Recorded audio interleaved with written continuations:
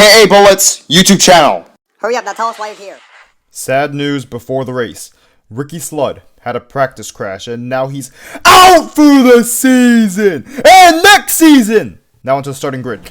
Elliott Draftler will start at pole position with Jeremy Carfield to his outside.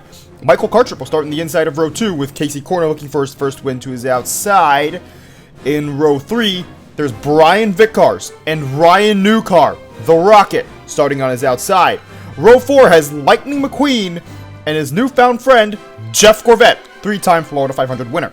Row 5 has Rusty Wheelhouse and Mark Carton, both looking for their next win. Row 6 has Ken Schrader and Eugene Komareski. Hopefully they don't wreck each other out. Row 7 has 7-time champion The King and Kevin Carvick, who replaced Dale Earnhardt in 2001. Row 8 has Kevin Shiftright and Kyle Bushtire. Both have relatives who race. Row 9 has Martin Carx Jr. making another start, with Maury Clutchburn to his outside. Joe Brakecheck will start in the inside of row 10, and to his outside, Matt Karzith, the 2003 Piston Cup champion. Row 11 has Hall Linkus and Tony Gassworth, two one-time champions in 1992 and 2002. Row 12 has Jamie McCarry looking for his first win, and Dale Cart looking for his next win at this track. Row 13 has Chuck Hacks! Hopefully Krusty Roto doesn't get wrecked. Row 14 has Dale Earnhardt Jr. and Ernie Gearson to his outside. Row 15 has two orange cars, Jeff Burnton and Billy Oilchanger. Both had a chance of winning the Piston Cup but failed.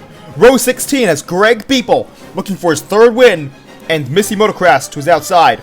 Row 17 has Chuck Armstrong and Todd Marcus to his outside. Hopefully he doesn't wreck anyone. Row 18 has Winford Bradford Rutherford and Bobby Cabani, hoping not to wreck again. Row 19 has Rush Racing teammates Kurt Bushtire and Carl Edwards, both have won before. Row 20 has Johnny Blamer and Sage Vanderspin, both got their first win this season. Row 21 has Ruby Easy Oaks and Kenny Shiftright, who qualifies for the first time this season. And starting in 43rd is Mark Burnsley, who beats Floyd Movilhill and 7 other cars for this position. Now onto the race. Elliott Draftler will lead the first 22 laps before he'd lose the lead to Lightning McQueen, who'd lead all the way to lap 24, but then Elliott Draftler would retake the lead after his pit stop is done. He'd lead into lap 39, where Brian Vickers would pass him. He'd lead into lap 50, where he'd lose the lead to Matt Karzith.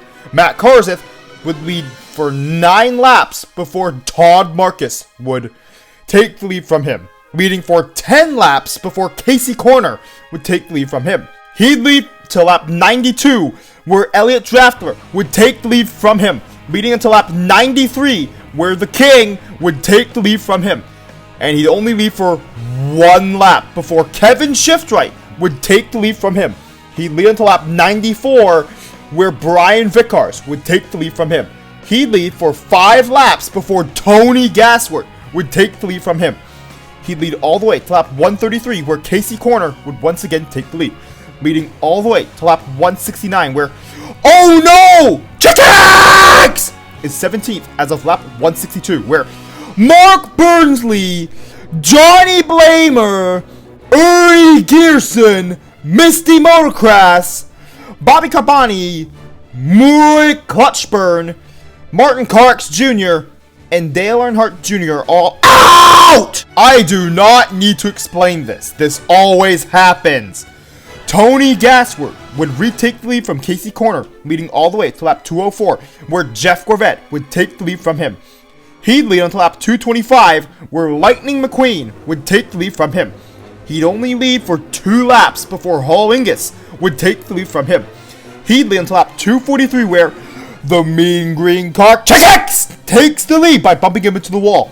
But on lap 248, the King would retake the lead, leading until lap 289, where Eugene Komareski is 31st as of lap 251, where he wrecks Ken Schrader. Well, of course he does that. Todd Marcus would make a clean pass for the lead, leading until lap 307, where Kenny Shiftright would take the lead from him. He'd only lead for 2 laps before he'd allow his nephew, Kevin Shiftright, to take the lead from him, leading for a whole 10 laps, and this whole time his uncle, Kenny Shiftright, is in 2nd place.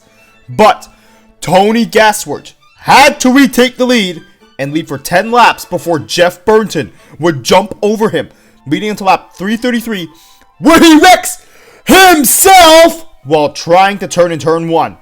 Lightning McQueen would take the lead after the restart, leading into lap 375, where Jamie McCarry would take the lead from him. He'd lead all the way to lap 387, where Casey Corner would pass him and lead for half a lap before Tony Gasworth would retake the lead. He'd lead all the way until the end of the race, taking the checkered flag. Tony Gasworth, a native Hoosier, his dream comes true. Tony Gasworth wins the Brickyard 400. And that means that Tony Gasworth is the winner of the 2005 Brickyard 400. And here is the top 10 of the race, with the King finishing third. And that means that Tony Gasworth takes the points lead from the King.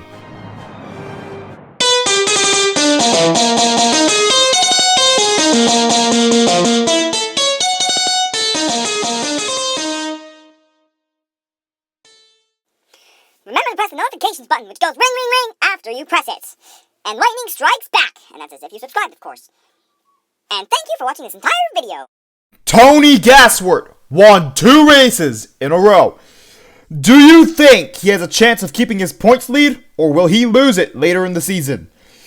Write down what you think in the comments section.